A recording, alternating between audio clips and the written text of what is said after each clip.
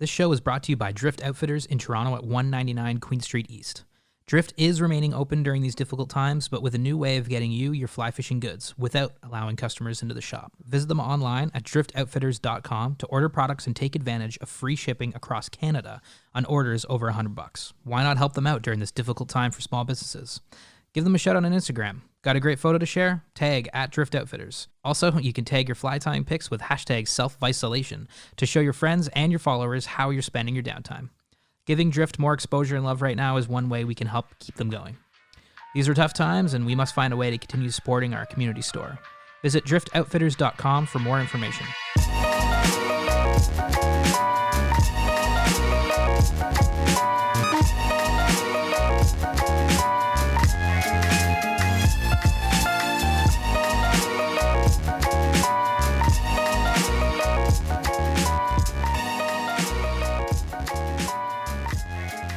Hello and welcome to another episode of So Fly. It is the end of May, and we're back recording once again. My name is Mitch. We've got Aldo here.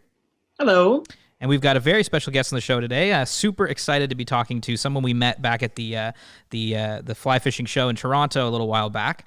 We've got owner and operator of Esnagami Lodge in Northern Ontario. We've got Eric on the show. How's it going, Eric?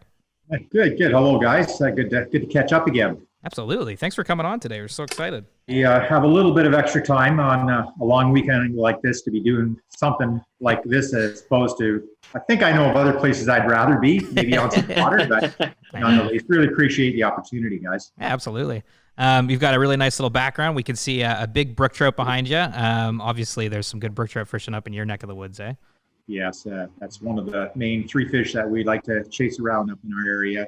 We're actually northeast of Thunder Bay, okay, and the lodge is about 3.5 hours drive northeast of there to Makina. It's a small jumping off part town, and then we fly into the lodge from there. So that region of Ontario, the lakes and rivers are flowing in the other direction. So Arctic watershed. So along with lots of pike and the great walleye fishing that have up there, you've got the brook trout in the rivers, which is really a great situation. So a nice variety of fish. So how's the weather out there right now, like this time of year? Do you guys have snow still, or the snow is probably gone by now, eh? There has been, there's still ice on the lake right now. Okay.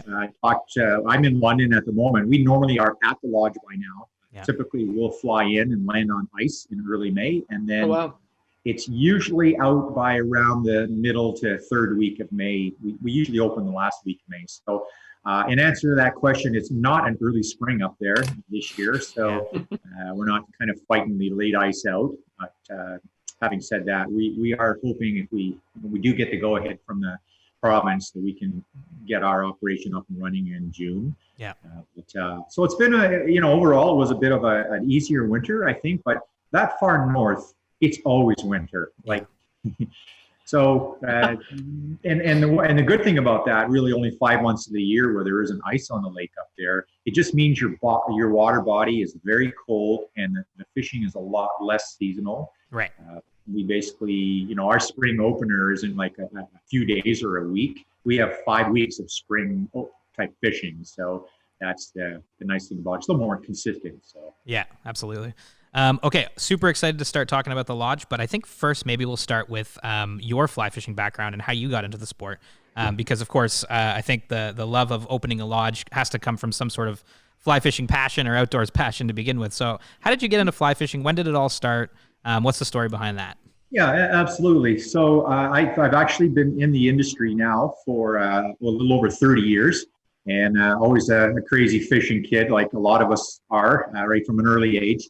Mm-hmm. At university, I went to Guelph, and in university, I had a job working as a fishing guide for a couple of summers. And so that's how I kind of got my foot in the door.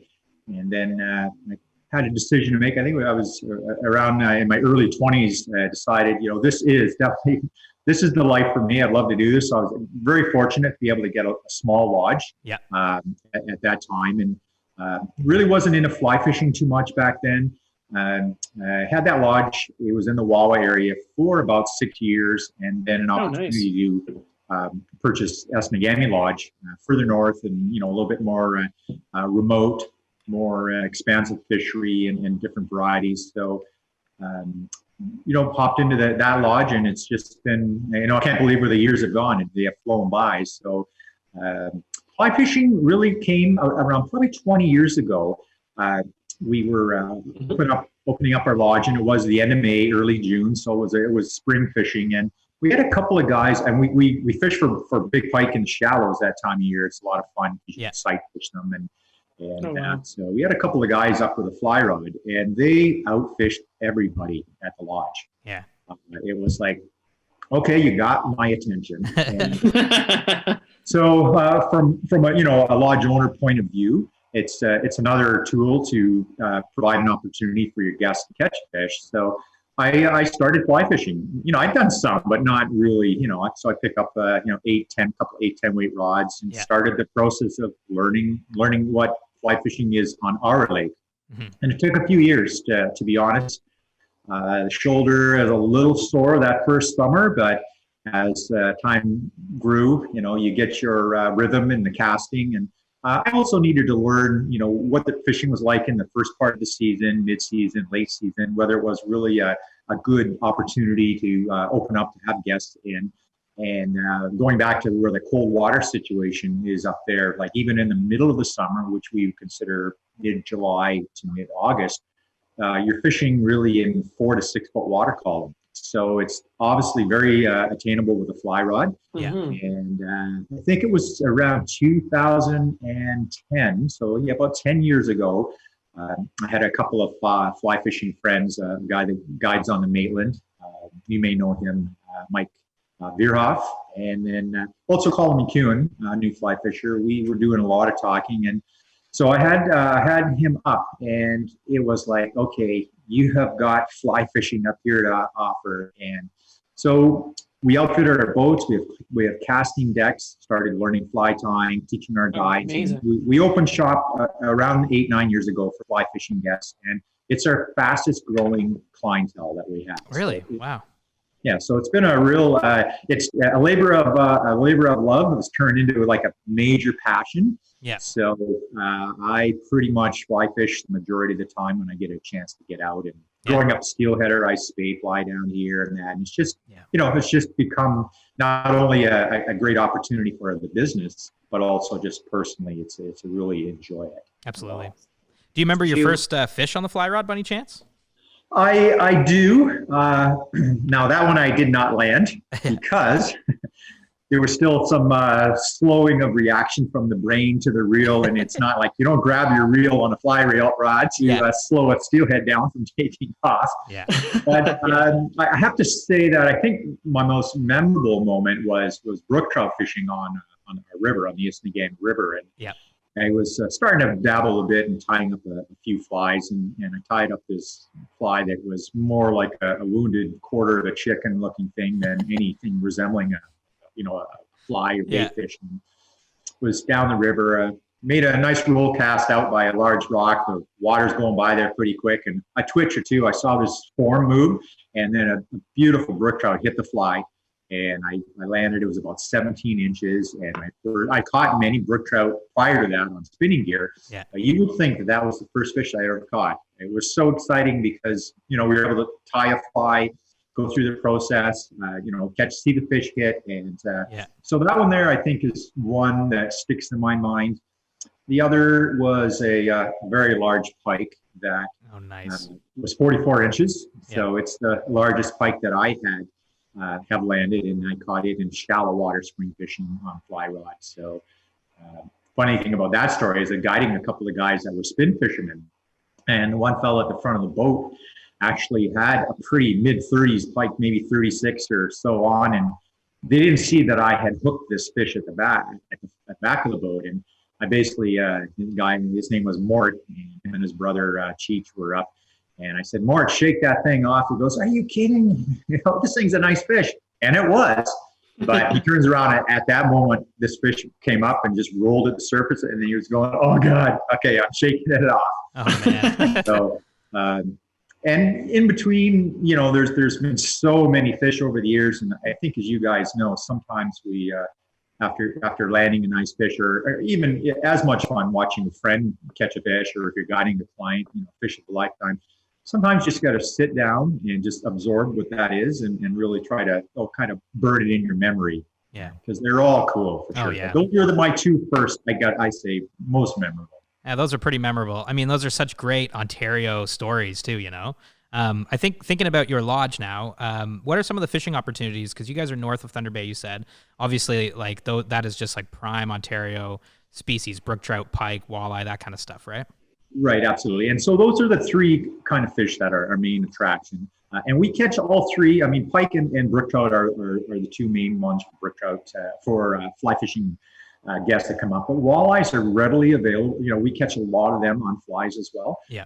Especially, you know, in the say mid June to mid July, they're up on a lot of sandbars on our lake. And then drifting across sandbars is really a lot of fun. You can use clousers and small deceivers, and you know, sink tip. You don't need a full sinking line, so it's not like you're hauling a heavy line out there.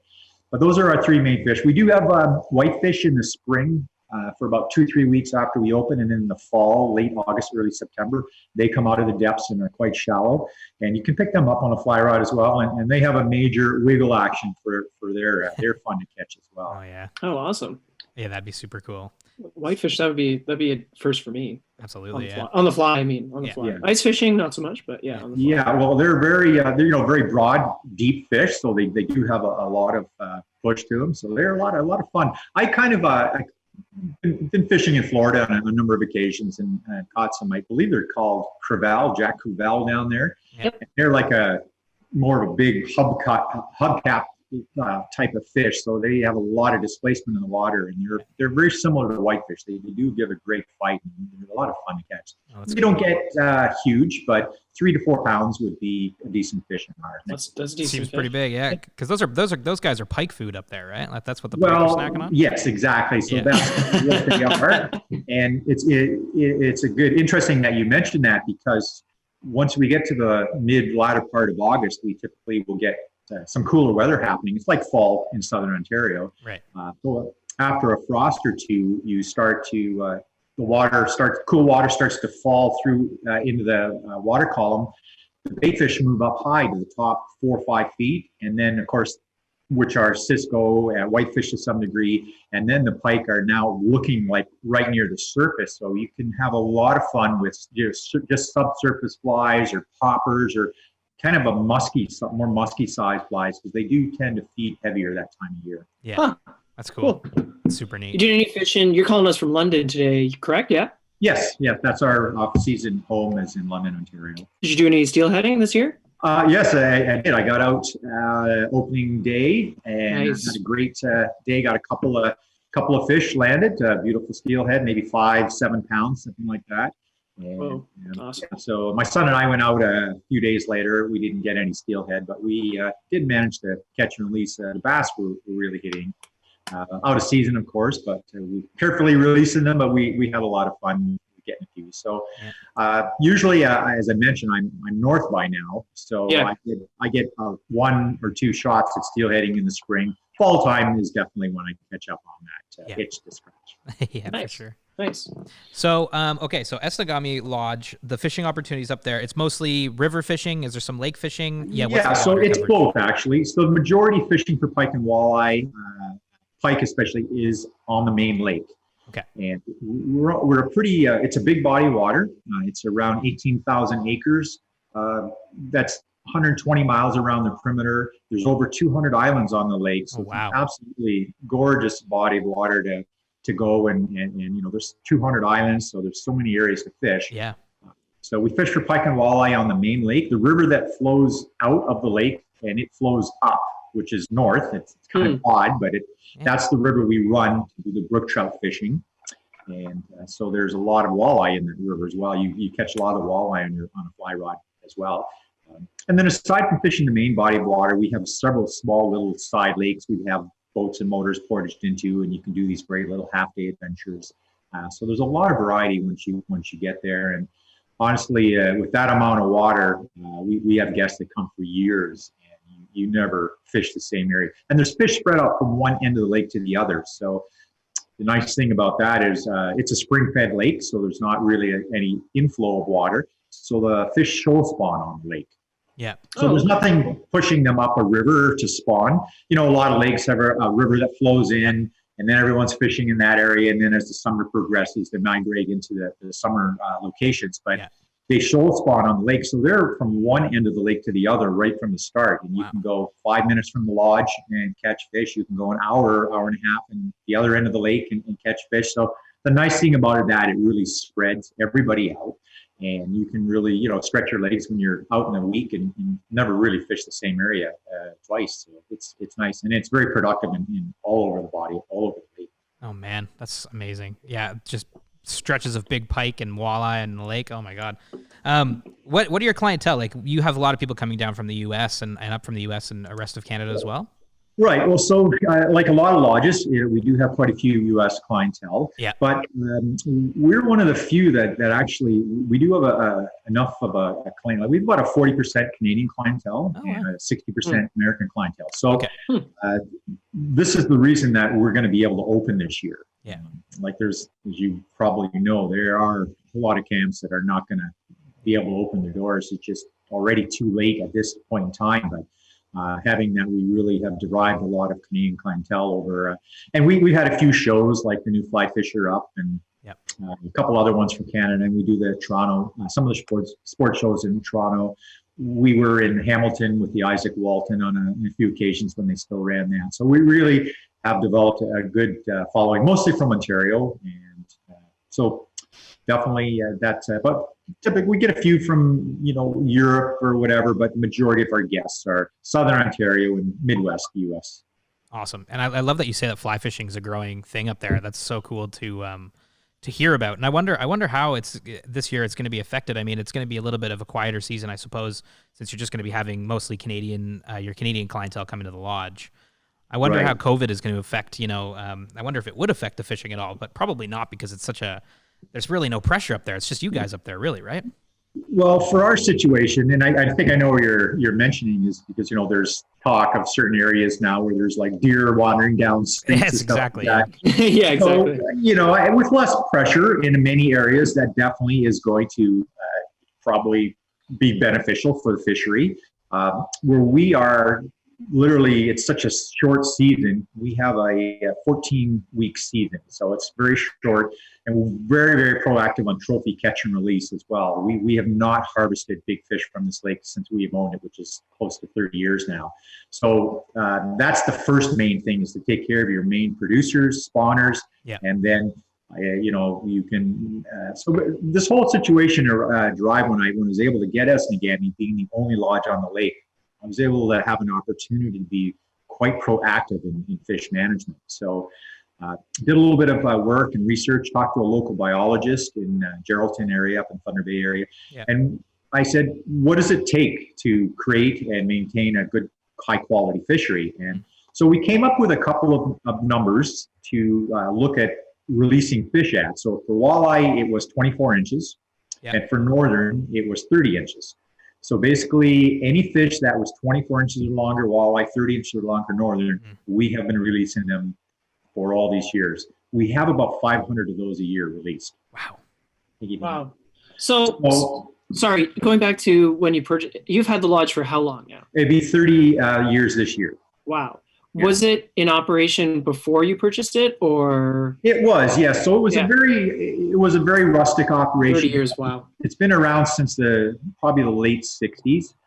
And when we took it over, we started to modernize it, bring in more modern, and 25 years ago or so, it was difficult for catch and release. It was a new concept in a lot of areas. We actually lost a fair bit of business when we decided to do that. But having said that, we soon filled in with guests that embraced that program, and we really have, the main reason behind it was that we could hopefully provide good fishing for a foreseeable future. And so just that far north, fish live 20 to 30 years. They live because it's such a slow growing time period. So if you remove too many year classes, you can really put a dent in, and it's hard for the fisheries to recover. So you take a 24-inch walleye, and it's probably around 8 to 10 years old. Yeah. And it would spawn up to 100,000 eggs a year. you let that fish go in that year, say the 10-year of age, and for the next 15 years, that one fish is producing 100,000 eggs a year, year to year, and you cannot stock better than nature can produce. Yeah.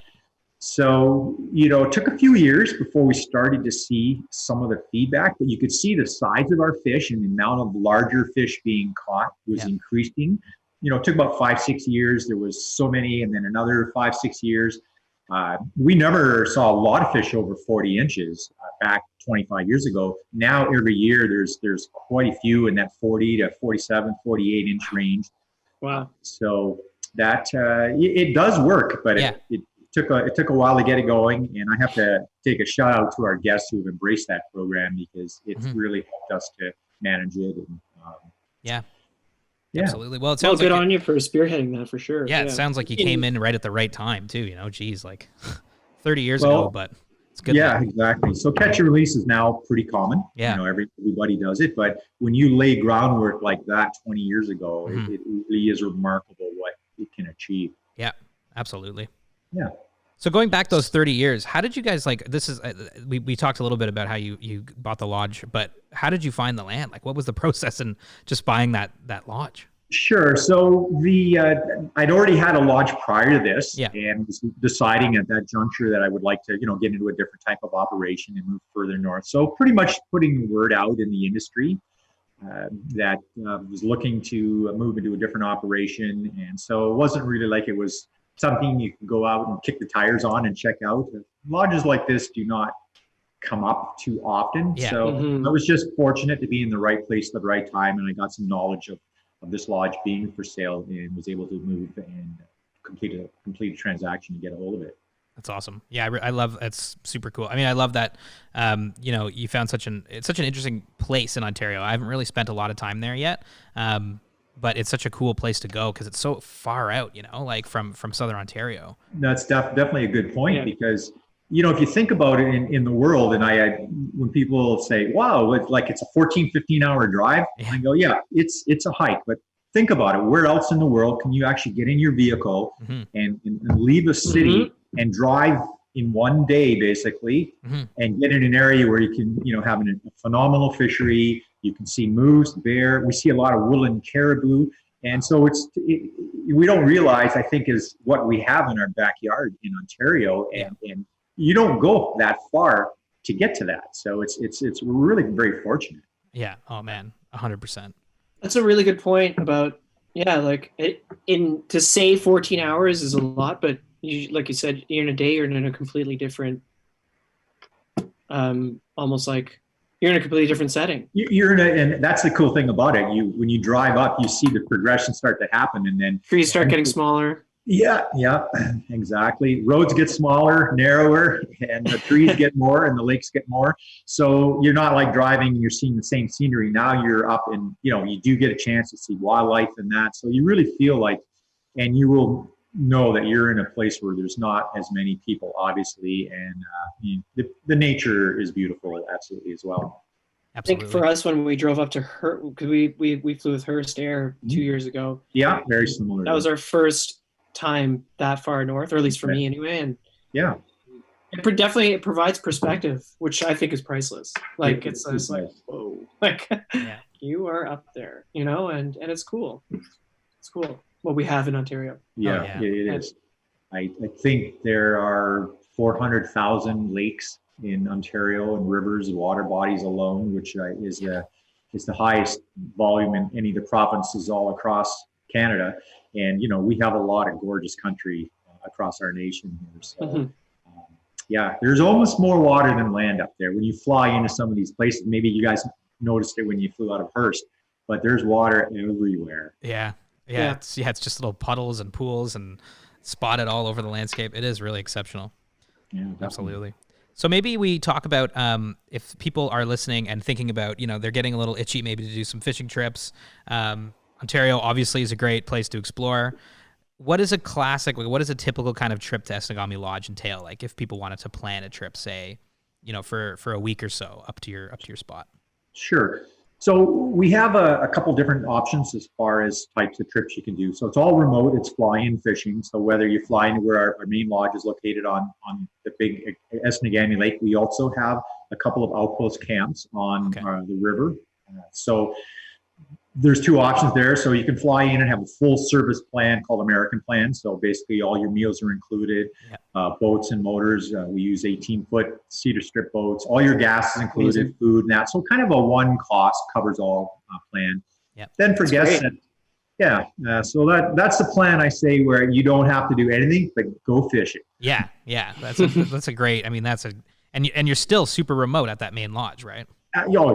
For sure. Yeah. So there are some guests that do like to do their own, make their own kind of schedules up and have their own pace. And we have cabins that have full kitchens in them. So typically there we will, if we get your grocery order ahead of time, we'll have your food at the camp for you in your cabin. So you don't have to haul it in. When you fly in, there are some weight things to be aware of.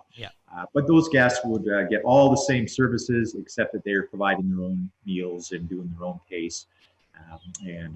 Some like to do that. And the outpost camps is more dedicated. You fly to one of our rustic outpost camps on the river, and they're for the real do-it-yourselfers down there. We provide flights and the cabin, and then your equipment, both motor, gas, and then you're off and running there. So that's our three main packages. Okay. Up in the main camp, we have full guide service there, and for being on such a big body of water, we're pretty busy guiding for the most part. Yeah. Mm-hmm. And it isn't the kind of lake that you need a guide to catch fish there, but to have someone give you a little bit of a hand the first 3 days around, show you some of the main areas and the styles of fish, whether you're spin fishing or fly fishing. After I find a couple of days of the guide, most guests can do quite well on their own. Right. A handheld GPS is a great tool to bring along. 200 islands. But overall, we can do guiding every day or partial days, and we have, as I mentioned, our boats for fly fisher guests.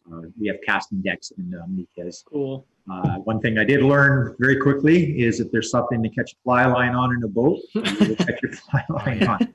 Absolutely. Yeah, so the decks are nice to help that. Oh yeah, 100%. Do you guide still? Absolutely. Okay, great, awesome. Not as much as I'd like to. Yeah, right. Of course.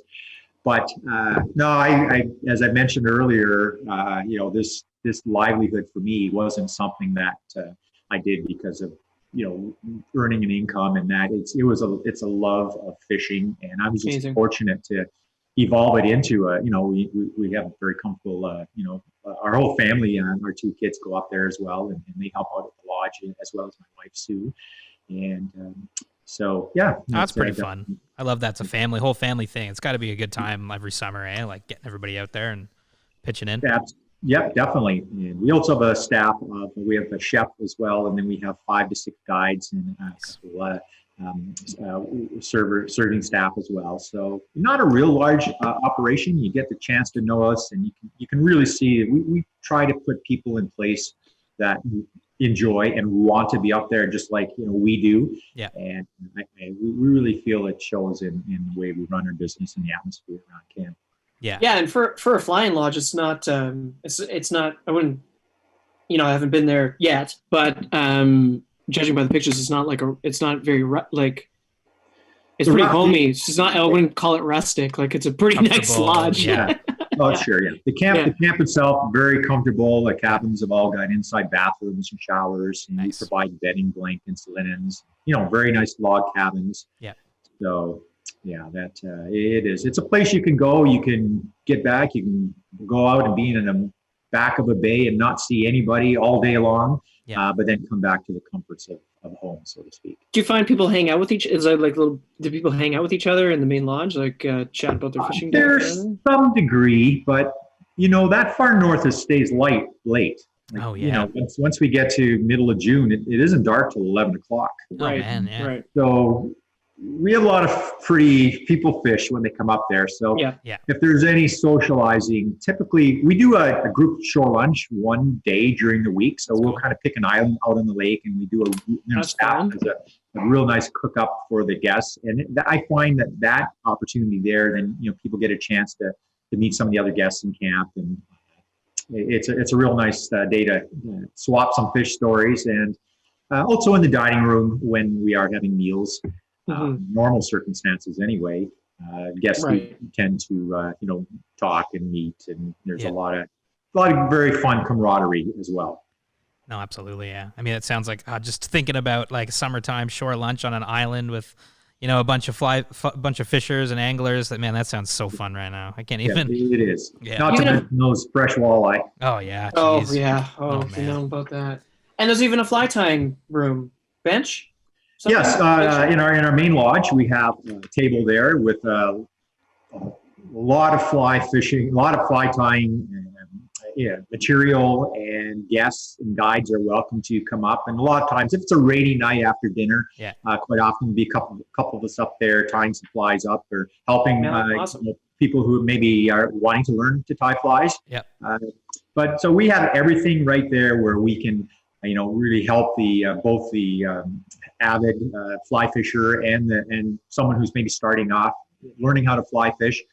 Setting up their gear, putting sing tip on if need be. And just the one nice thing about up there is I will say, and we've had a number of guests who were spin fishers, and then as they saw our fly fishing kind of way we were doing things at the lodge increased, wanted to know more about and learn. So it's a place where you can go out and with a little bit of work and some instruction and getting some casting, you catch fish right away. So it's not like you're putting in all this time and finally, months or weeks later, you might catch a fish. You're like catching fish right away. The fishing's that good. Yeah, exactly. It's awesome. Really nice to have that feedback so quick. And, that's awesome. So yeah, we're completely equipped from fly tying. Like we have a shop as well. You can buy equipment there. That's cool. And our goal is to have everyone do the best that they can. So we do whatever we need to provide that. Yeah, that sounds like a special place, man. You've really got it figured out. Jeez, that's awesome. So you touched on this a little bit, but what is it that keeps you going when it comes to being an owner and operator? What do you love about owning and running the lodge? Because it sounds like a lot of work too. Yeah, it is. It's absolutely a lot of work. And, going on now 30 years, you would think that, okay, there's got to be some burnout coming. But I think a couple of things for me is it's seasonal. So we basically run, June, July, and August, 1 week in May and 1 week in September. And I mean, you click your fingers and your season is done yet again. Right. The main thing is, I think it's going back to being able to be out there, and there's not many distractions. You're out with your friends, you're out with your family, and you get to spend time, and it's a shared experience. I thought, what is it about fly fishing? What is it about fishing that really, there's something there. It's a crazy sport for us.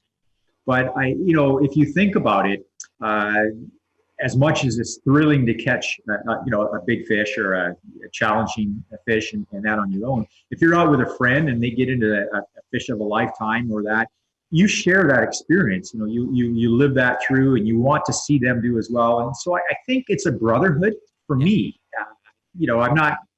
There's no easy explanation, but I just think you share that incredible experience of being in the outdoors, casting and learning how to do that and having challenges. And then when you hook and you land fish, it's just a very satisfying, and seeing people enjoy themselves. That's the main juice that keeps me going for sure. Yeah.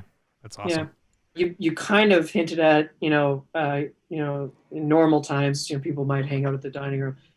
I'm sure you've had to take some interesting precautions opening back up. What are some of the challenges you're going to face this summer? Yeah. Or how can things be different? Maybe? Sure. So COVID-19, I've changed it into a 4-letter word myself, which I won't relay right now, but it's changed the world that we live in, everything right now. So we feel that once we are given the go-ahead to open again, and I think it's coming, and we're heading in that direction with the province unfolding various businesses, that Sue, my wife, and myself have sat down and we've taken a very, very detailed look at our entire operation and looked at every component of it how are we going to best safely operate this summer to ensure that our staff and our guests are comfortable and in a situation where they feel like their best interests are being watched. I mean, ultimately, by the time you get to Esnagami Lodge, there's going to be some filters where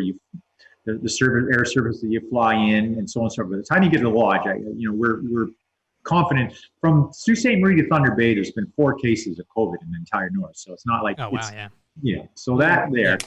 Now the challenge is, how do we manage and take care of things so we keep it that way? So just briefly, a couple of, I won't go into it because we have a 2-page document we put. Just real quick. Just a couple of things. The flight in is one spot where the air service is going to have a plexiglass barrier between the cockpit and the passenger area, much, I guess, like a cab, you might look at. Wow. And guests are going to be required to hand sanitize. They're going to be required to wear masks as well. Like the pilot will wear masks as well. So when the flight in, and then the plane will also be sanitized between each flight. Right. Yes. Right. So I think that's a really good step. And I was happy to hear that they put thought into that.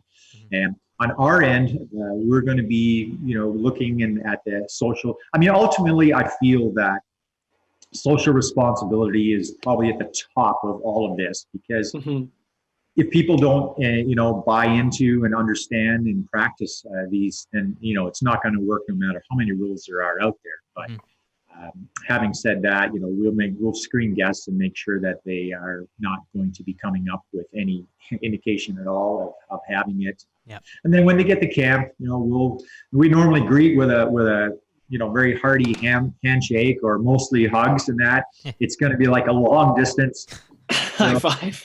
Yeah. Not spay rod long distance, say, but maybe a jig and rod, 6 foot. Hello, how are you? Welcome to the lodge. Yeah. And so we'll move gear up to their cabin. And once you have your cabin there, you'll be the only ones there the entire week. Right. Right. It's like naturally distanced. Yeah. So normally we clean the cabin every day and have that. So we're not going to do that this year. We'll have hand sanitizers in every cabin and every door. For our dining room, we will most likely start out doing like Uber Eats or skip the dishes. So we'll bring meals to your cabin for you, and you just set them out in the bins outside the cabin once you're done. And our boats are, they're 18-foot cedar strip boats, so they're pretty large, and there's plenty of room in there once you board the boat with a guide to have plenty of social distancing with that. Any time that we have to cross paths, or say guides are getting into a boat with a guest, and we would ask that both guests and our guides will wear masks until you're out of the water. So precautions that maybe, we might look at 6 months or a year from now and think, that was but we would rather err on the side of caution than. For sure. Yeah, so that's a few of the highlights that we're thinking of implementing this year to try to best operate our place in the safest manner as possible. Nice. Yeah, that sounds like you guys are doing quite a bit of good stuff to prepare. It's such a weird thing, just to think about flying in a float plane and people are wearing masks and things like that. Yeah. Like, such a bizarre world we're living in, but it is. But I think, even around here, I've gone out on occasion to get a few things, and I've used a mask for the first time the last couple of weeks, and it's not a big deal. No, it's not. You just do it. Yeah, you just do it. Yeah, exactly. It's not forever. Especially like if you have some cool little. Steph's mom, my girlfriend's mom, knit like these masks with little maple leaves on them. I don't know, it's kind of fun. I actually kind of don't mind wearing it around. You'd figure like a company like Buff would have hopped on that. We can all have fly fishing masks. Yeah. I'm thinking like a big pike mouth or barracuda. That would be cool. Oh, that would be cool. That is a good idea. There's an idea out there for someone. Oh man, that's a great idea. Yeah, see, Buff, the jaws of a pike. Buff should jump on this. Come on, Buff, let's do this thing. Okay. Esnagami masks. Oh, that'd be cool. Yeah. Yeah. Okay. Every episode, every show, we ask every guest the same 5 questions, and they're called Mitchie's Fishies 5 because there's 5 questions, and they're just about His name's Mitchie. My name's Mitchie, and there's 5 of them. Oh yeah, gotcha. Fishy questions, kind of just about your fishing life and just kind of broader fly fishing questions. So I'm going to ask you those right now. So the first one is, what is your favorite fish and why?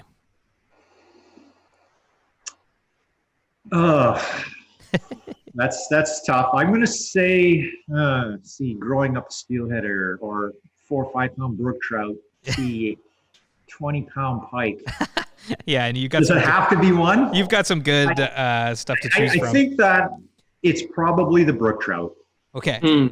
That's my favorite. Just, I think because the groundwork for that was sown when I was a kid, growing up in southern Ontario.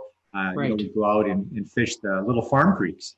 Where you get on your hands and knees and you poke your pole through the cedars and you flip a little 6 or 8 inch brook trout into the grass and go looking for it. Yeah. And then fast forward 20 years up in northern Ontario, northern watershed, on a steelhead-sized river, catching 2, 4, 5, 6 pound would be our top end fish, to grow up on your hands and knees fishing in streams, and then to go to that, it's so the appreciation and the excitement of it is so cool. So I'm going to say brook trout for that reason. I think it's a great answer. I mean, I think for anglers growing up, who grew up in Ontario and have spent their lives fishing Ontario, it's such an Ontario fish. When I think about trout, or Ontario, I think about brook trout. Really, right? It's a great answer. Especially the ones you're catching up there. Jesus, 5 pound brook trout. Oh my god. Sure. Okay, number 2 is, if you could fish anywhere in the world right now, where would you go and why would you go there? Assuming it's the best time to go there. Mm-hmm. Sure. So, wow, great question. I went to Patagonia last year. What? Oh, wow. Oh my god. Yeah, what is right? So, because I've been there already, I guess I can't use that one. But no, you can. You could definitely. If I didn't, I would go there again. Just a phenomenal experience, and this again. It was an example of going somewhere so different in the world. Fishing the Andes, basically, right at the southern part of Patagonia, and it was really, really a cool experience. I would like to go east and west in Canada, up to Labrador, and I would like to go up to the territories and chase some char around. I think those are 2 destinations. They're in our own country, but they are so unique, and there's very little of that in the world. But Patagonia was pretty darn great. Oh man, that sounds like a heck of a trip. I mean, just giant browns, incredible landscape, like. Yeah, it was neat because and it was a lot of dry fly fishing. So I have done a fair bit of that. We do a lot of it for brook trout, but I mean, it's like the culture down there. So I really like the challenge of learning that in more detail. I definitely learned a lot that's going to help with fishing up the lodge as well. Yeah. It was just different. It was fly fishing your brains out all day long. It was awesome. Oh man, that sounds super cool. And do you get to do much travel in the off season? We do typically as a family. Nice. So we've always research. We've always done the March break trip, and so typically it's been in Florida a fair bit, but always on the coast, and always the one nice thing about a fly rod is you can pack it down to a pretty. It'll fit in a suitcase, actually, kitty corner. Yeah. And I do have one quick funny story. So, a couple of years ago, we're heading down to Tampa, and we're going to go on the Gulf side, stay at a place down there. And I kind of snuck my 8-weight in my wife's suitcase, which is, she's got the biggest suitcase, of course. So it fit perfectly in their kitty corner and buried it under all the stuff. We get to the airport and go to pick up our luggage, and her bag is not there. And it's like, okay, this is not good. So we go to the baggage claim and that, and there was this container in there that was suspicious. So it was like a fly rod container in her suitcase. And so I had to go do a little bit of shopping with her after that. we didn't get it to 2 days later. But so I did learn something from that. Carry on the fly rod. Don't stick it in your wife's suitcase. Yes, carry on your fly rod. That's good advice. That's Mm-hmm. Things go missing. Did you catch any fish on that trip? Did you actually get to fish? Yes. Oh, yeah. Okay, For sure. So a lot. My son Liam and I typically get out a lot. So Nice. we would catch ladyfish, sea trout. Nice. We caught those crevalle and also mackerel. So yeah, there's all kinds of crazy stuff down there. Oh, Super fun. That's Yeah, wild. it's really good. We went to the Keys one year, Yeah. chasing tarpon and that big barracuda, and that was very cool too. So yeah, usually our trips are a little bit of a combination of there's some fishing involved, along with the family trip. Yeah. Hey, it's Right a good way on. to do it. That's great. How about you guys?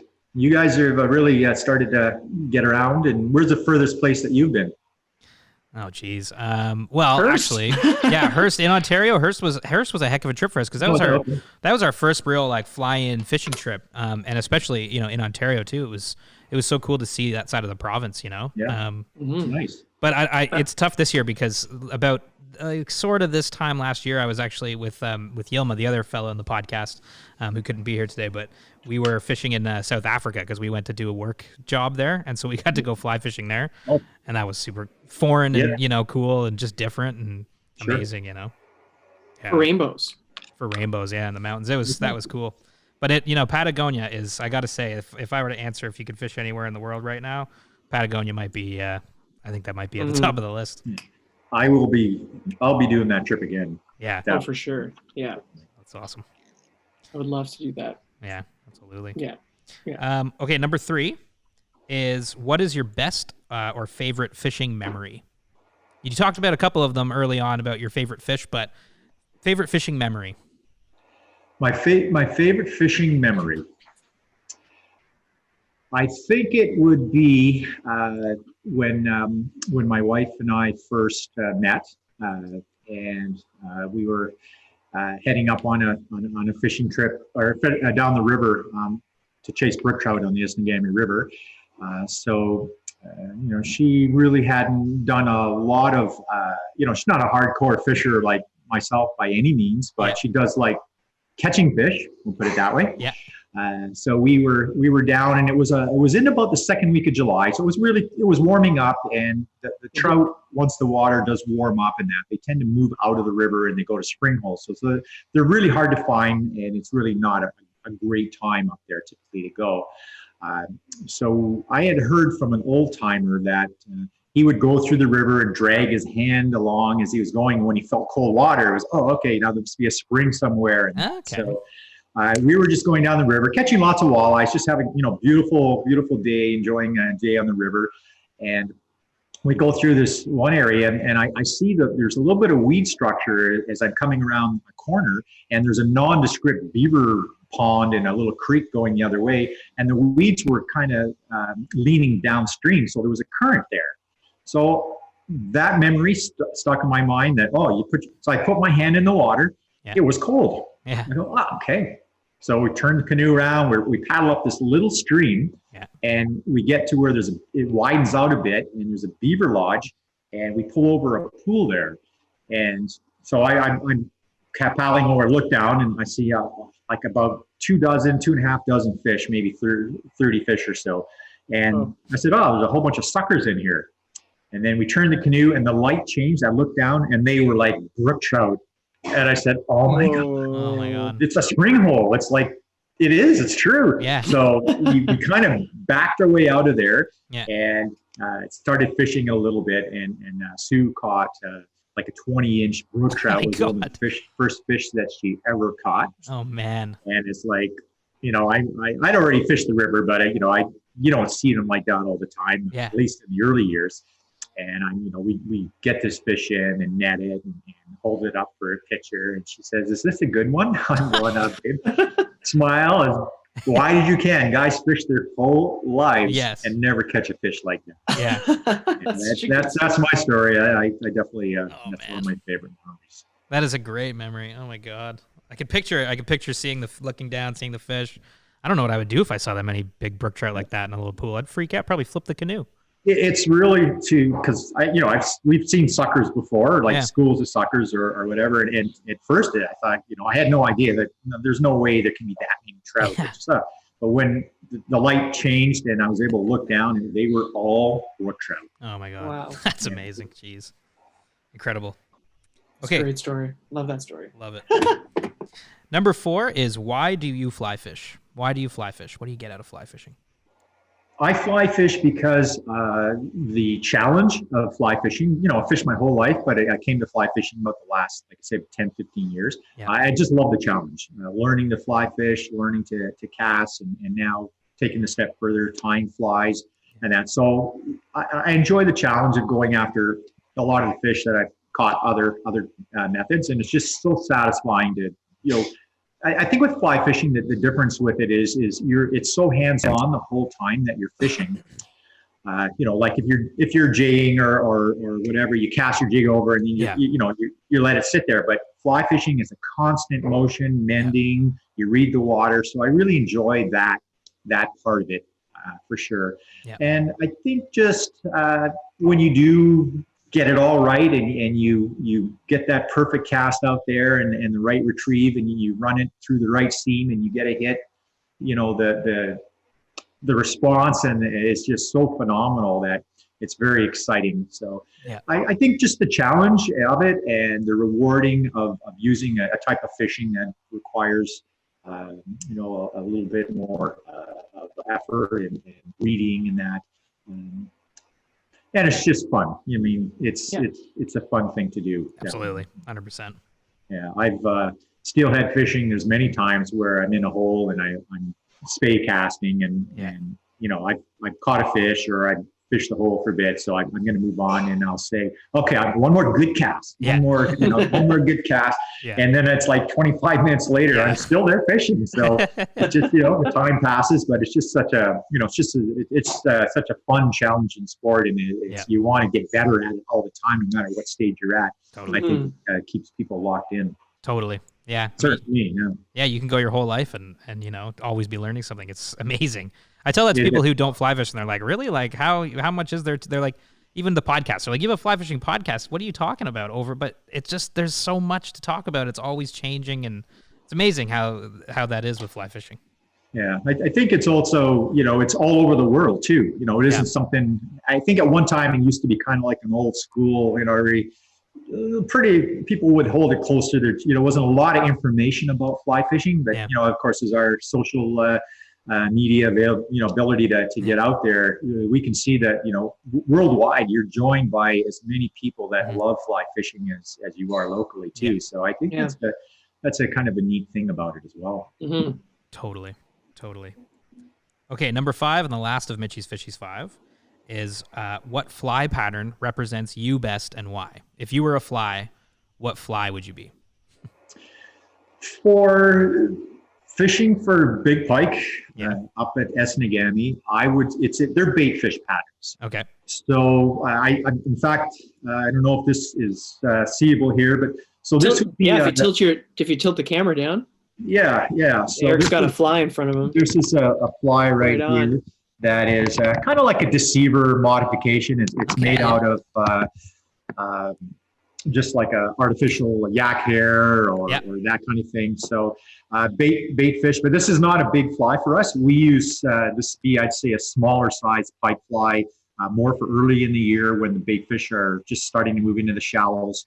And then as the season progresses, we would use bigger flies, jointed, articulated.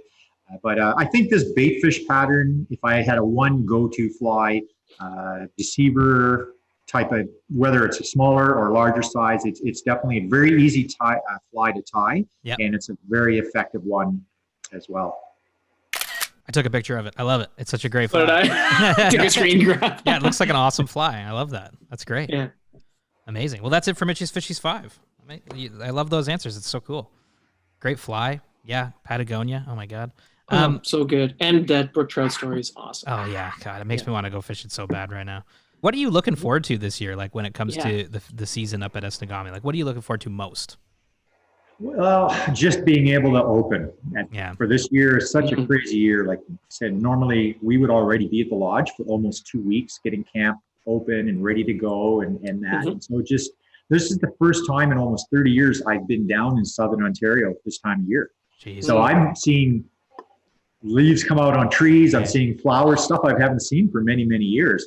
It's basically when you go up north that time of year, you're taking a step back at least a month in your time. So I am just looking forward to, especially there's a lot of guests that are calling, wondering what's going to happen. Our staff just getting back up in a place that is beautiful and, open up, run our business and see people enjoying themselves. And I can't say that catching a couple of nice fish on a fly rod might not be something I'm looking forward to. So just getting back out there and enjoying what we do for a living. Yep. That's great. Hopefully soon. So we're going out there this year. Right. So this is kind of a pre-podcast. Yeah.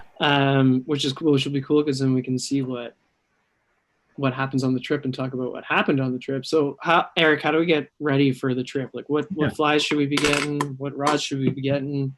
Yeah. Sure.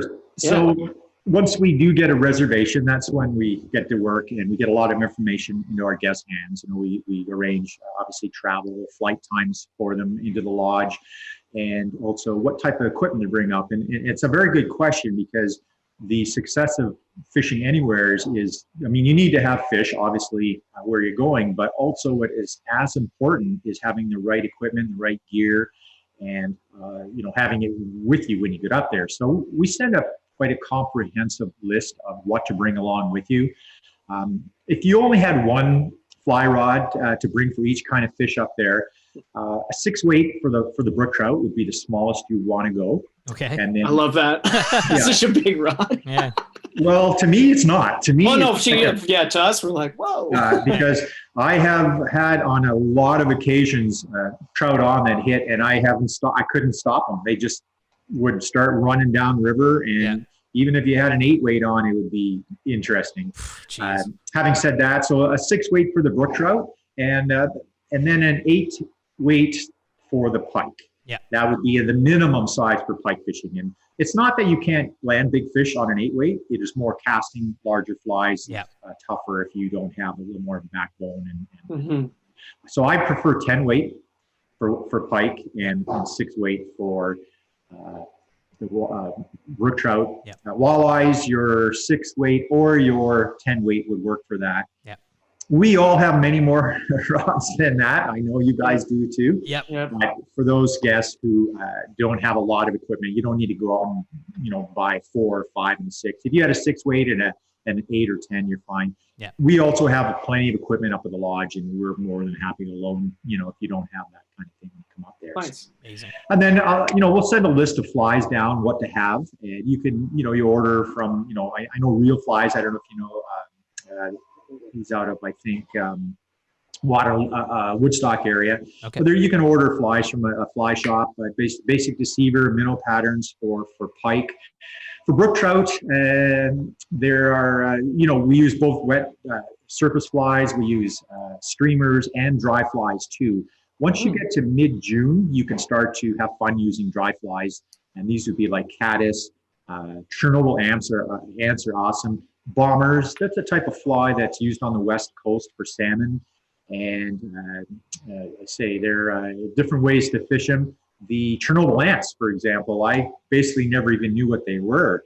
But when I was guiding guests that were spin fishing, I would set them up with floats, just like steelheading. There was several occasions on a couple of trips down where as soon as that float hit the water, and it was the orange and black, I think they're blackbird float. I'm not sure what kind they were. A fish would hit it, like boom, as soon as it hit the water, especially in the really fast water. After a bit, I thought, okay, I need to tie a fly up that looks like a bobber kind of thing. So I dug up some elastics and foam, and I tied together this ugly, Chernobyl, and I later found out, they actually, this is a thing. So, and then also a really fun way that I enjoy fishing up there for brook trout when you have caddis hatches going on is skating a fly. Oh man, yeah. So with that technique there, basically you're fishing kind of quicker water in front of you, and you just do a roll cast for that, and roll out maybe about 20 feet and hold the pole high, and just as the fly's on the surface, you just pull it in and you skate it across the surface. Right. And there's nothing more exciting than seeing trout come up and smash that. So I can imagine. That's a great technique. So Again, we have a lot of flies up at the lodge, Yeah. and we can, if you don't get up there and have the right stuff that works, we can either tie them up or you can buy them in the lodge. But I think I sent you guys a picture earlier of a fly board that we use, and I send that to guests so they can actually see, because a lot of people like to tie their own flies ahead of time. So. Yeah, for sure. I mean, well, our local shop here is Drift Outfitters, so we'll be stocking up on flies and probably some materials too, so we can. I mean, we've got so much time before we come up there. We'll probably do some tying as well. So we're stocked up. But man, that sounds like I'm super excited. Thanks again for inviting us out there, and it's gonna be great. Well, I'm looking forward to it, and as I mentioned earlier, it's so fun to share the experience, and I can tell you guys are going to enjoy it. Oh yeah, absolutely. Oh my God, I can tell that too, and hopefully we get to share a boat together as well. Yeah. So well, I definitely will do that, and awesome. Especially this year too, we probably aren't going to be quite as busy, so we'll definitely be stretching some line out there together. Wicked, can't wait. So looking forward to that. So silver lining, I mean, obviously you've had cancellations because, American clients, but it means that Canadians can come up in June, which is usually packed solid, right? Right. June tends to be a very busy month, mostly because it's the peak time for brook trout in our neck of the woods. And we have a 85% repeat business. So there's been years and years and years since there's been any openings available in some of those weeks. Yeah. And this year, the one, I guess, as you say, a silver lining is that for the first time, we do have some spots available in June. Once we are able to open, that you can come up and experience the pike and walleye fishing, and then do a river trip as well and chase some nice brookies around. So yeah, that is a silver lining for sure. Well, those listening at home, if you're planning on maybe making a trip somewhere and want to get somewhere extremely wild, but maybe stay relatively close to home, stay in touch with Esnagami Lodge and keep checking the updates about what's going on. Because I mean, that brook trout in northern Ontario sounds pretty awesome. Especially 4-pound brook trout. Yes, skating flies for 4-pound brook trout. 4 or 5 pound brook trout don't come every cast. Yeah. But the average size, just sort of, cue you in, it is about 1.5 pounds. So around 16 to 17 inches. That's the average size fish there. We rarely get them under a foot and under 12 inches. I don't think those fish, they don't stay in the river because they probably would get eaten. So, if you're used to catching smaller brook trout, we start at about 16 inches, 17 inches. That's so crazy. Yeah, we're used to catching smaller brook trout. We're like 3 to the 6 inch range. And that's what I meant by that story about being a kid and fishing those little creeks. Because I have had the occasional person that's come up and they have not brook trout fished before, and I've guided them, take them down the river, and they caught a 19, 20, 21 inch brook trout, and wow, these things fight great. This is so good. And like, is this a good fish? And I'm going, oh God, you know what? I wish you would have been on your hands and knees as a kid, because this is so amazing. Yeah. Man. Jeez. Well, that's fun that you get to experience that all and appreciate it too. So, geez. Well, we're looking forward to it, Eric. Thanks so much for coming on the show. It was awesome to chat about your fly fishing life and hear more about the lodge. Thank you guys as well. Oh yeah, for sure. Eric, where can people book, or how can people find the lodge? One of the easiest ways to just get on Google and type in Esnagami, and then we have several forms of contact. You can email us there. Our contact numbers are on it. We'll respond whatever way we can and open up the conversation, and hopefully we'll look forward to putting a trip together for you. Right awesome. on. Yeah, and we'll put the link to the lodge in the show notes as well, so you can check that out. But thanks again. It was super cool talking about the lodge and also just being able to take a break from this COVID stuff and talk about some really amazing sounding fishing. Absolutely. Just talking shop is local. Yeah. Absolutely. Thank you guys. Really appreciate it. Yeah. Yeah. Thanks, No problem. No problem. We'll be chatting soon. Yeah. Absolutely. Right. Okay. Take care. Have a good weekend. Thanks. Yeah. You as well. Stay safe. Stay safe. Right. Bye. Eric. All right. What a cool guy. Oh yeah. Just jump right in. All I heard was "ka." Oh. I'm assuming you said Eric. I did. Yeah. What a great show. It was good. That's awesome. it just looks from all the pictures and just where the place is. Oh yeah. I mean, Nakina is like it's like so far. Yeah, I know. It's like way it's out amazing. There. Like a true northern wilderness. Oh yeah, I'm looking forward to going up there. Oh hell yeah! In June, it's gonna be fun. Oh, it's gonna be so fun. Yeah. Imagine getting a brook trout. It's like what you said about Texas. Like if I could just hold one redfish, or if I could just see one, or if you catch one. Yeah. Oh man. I know, like a I'll fish just like lose that. it. Like I've never seen a brook trout that big. I know, skating flies to brook trout that are 4 pounds. Like, oh my god, no, it sounds awesome. Yeah, like a wild brook trout like that too. Yeah. Not like a pond stocky. Yeah, absolutely. Yeah, he's so sick. Yeah, it's gonna be good. Well, you've been out fishing the last couple of days, haven't you? Yeah. Well, took the cue from the province, and I was like, okay, well, if you guys are gonna open up parks and conservation areas, I'm going fishing. Yeah. You and Yilma and Josh on the fly went out. Yeah, and Adis too from who helped us shoot Tulum. Nice. Yeah, me and Josh went out. Yeah, we went out that one time with Yilma, and we had an awesome day. Yeah. Got into some good fish. Josh caught the craziest rainbow I've ever seen on the Reddit. Yeah. It was huge. It was like a 20-inch fish. Yeah. I was like, okay. We all caught fish. It was a great day, and it was awesome. And then Josh and I went back out again, fished a different stretch of the credit, and it was like even wilder. Yeah. We put a bunch of fish in the net, and it was really funny. It was cold and rainy and like foggy. Yeah. And then at one point, like these gusts of warm, sweet smelling air started pushing down the river. Yeah. It was like walking by, like when a house has like their dryer exhaust going. Yeah. Yeah. And it was kind of like that. I was like, this is kind of weird. And then the fog lifted, the air temperature raised, and there was a washing machine on the side of the river. Yeah, and then I looked over and it was actually just a laundromat. Sorry. No, Hendrickson's. But no. Yeah. But it was fine. The fog lifted, and then all Hendricksons started coming up. That's wicked. Oh my god. And the fishing, like, it was already pretty good, and then it got really good after that. And it was a wild day. And I caught it. I was on a Euro nymph rod, like 2-weight. Yeah. And I hooked a steelhead. Oh my god, that's so unexpected. I was like, this is the biggest brown trout I've ever caught in my. Oh, it's a steelhead. Oh my god. And I didn't break off or anything. It just was like sitting at the bottom of the pool, just being like, okay, try and move me. Yeah. And I was on 7X, and I'm like, well, I'm obviously not going to, so I just had to kind of break him off, because I was like, this isn't going anywhere. Yeah. I hooked it, it jumped, it ran. And then it just took off, and then your line broke. We were just watching it. We were watching it hunkered down at the bottom of the pool. I'm like, well, I just have to break this off. Yeah.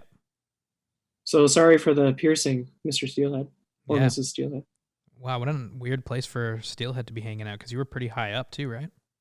Yeah, apparently they got the dam overflowed further downstream at one point this winter, and a bunch of them jumped over. Wow. Nature, man. Yeah. Jeff Goldblum. Nature finds a way. Yeah. Unstoppable. Well, it's nice that you've been able to get out and catch some trout, and the pictures have looked awesome. Like, you guys have been doing pretty well, catching some nice early season browns. Oh hell yeah! On the Rivage. Yeah, yesterday we were on the Grand, and the Hendricksons were just like going mental. Yeah, that awesome. That river's hatches are crazy. Yeah. I'm thinking about maybe going out for some walleye tonight. Walleye opened a week ago, something like that. So I might go do that. I still haven't done it because I need to get some gas from a boat. It rained the other day, and it's also filled with water, so I gotta drive it around the bay a few times with the plug taken out, drain that thing out. Oh hell yeah! Drift to Clouser or something? Yeah, crayfish, just big crayfish pattern. Just drop that right to the bottom and just drift. Exactly, yeah, with my full sink line, just drift around the bay and see if I can catch a little walleye. It'd be kind of fun.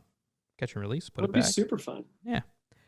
But walleye fishing? The weather's supposed to start to get warmer now. It's nice. It's been a very weird spring here in Ontario. Everybody listening, it's been cold, and oh yeah, super cold, and windy and rainy and snow and stuff like that, all the way up until a couple days ago, really. And then the forecasts now are all kind of everything's sitting around 15. And it's going to start to get around 20s, 25s next weekend. So that's going to be awesome. That just puts life back into you, you know.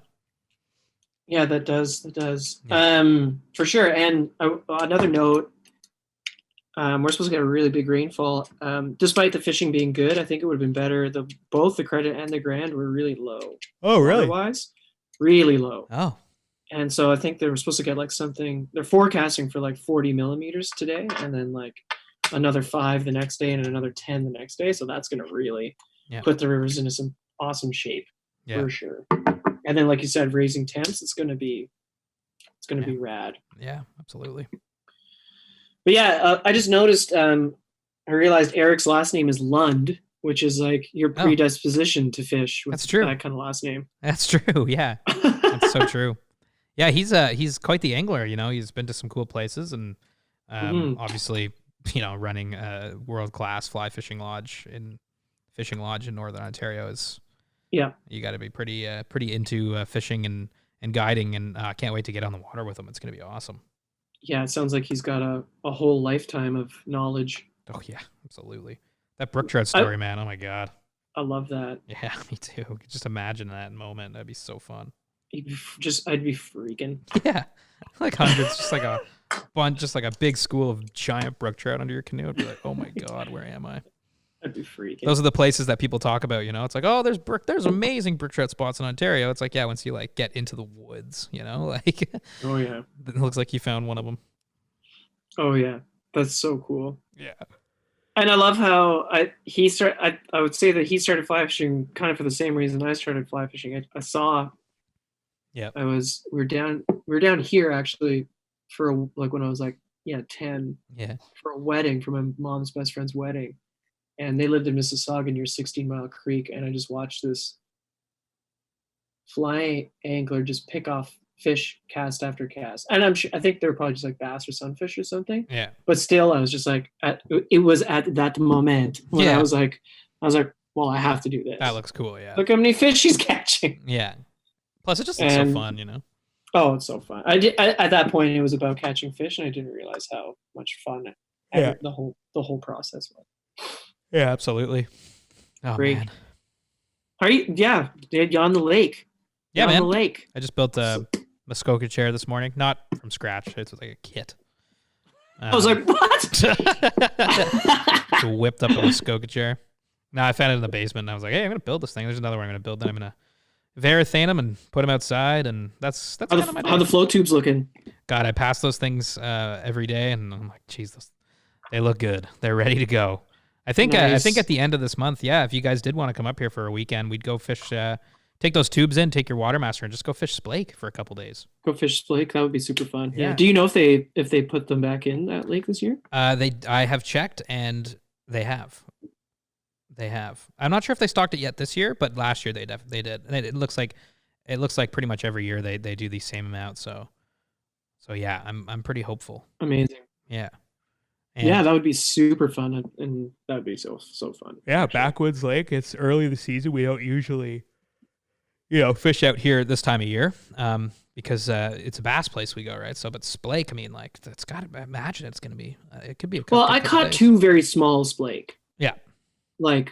When you spent a couple hours there, you guys, and I spent like not very long out there. Okay.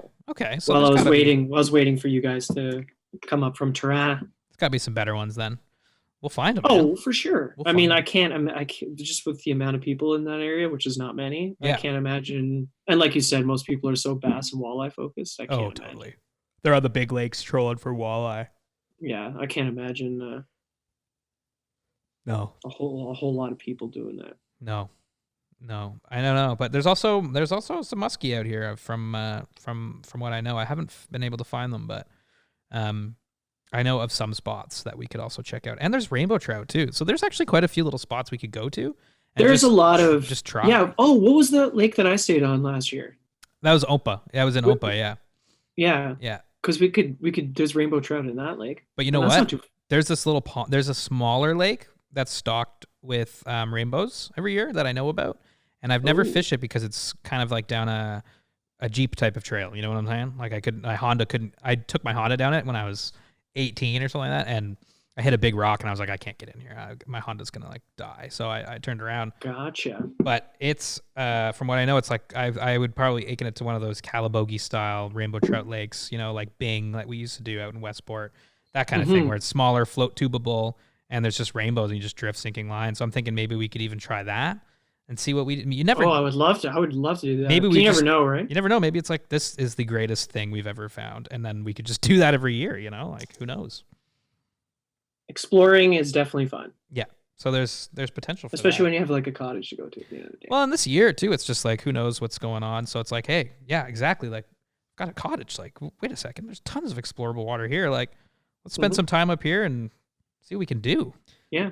So okay, cool. I love that plan, man. Yeah. Well, thanks everybody. Thanks for listening. Yeah, you know what? Check out Esnagami Lodge and what Eric's doing up there, and stay in touch with their updates, especially if you're thinking of planning a trip, because man, it looks like an awesome place. Go look at the pictures. It's a pretty sweet looking place. Yeah, I mean, it's a trip of a lifetime type place. Yeah.